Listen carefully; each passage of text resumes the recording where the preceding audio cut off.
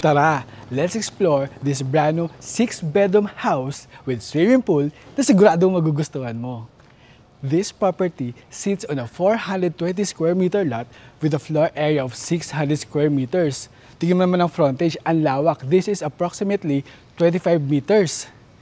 Tingnan mo naman kung gaano ka-sosyal at ka-elegant itong facade. Kulay pa lang, ang sosyal na.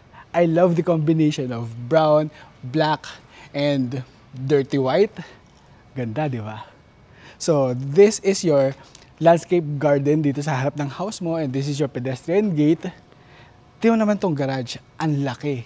This is a 6-vehicle carport, automated gate. Wow. Sosyal, di ba?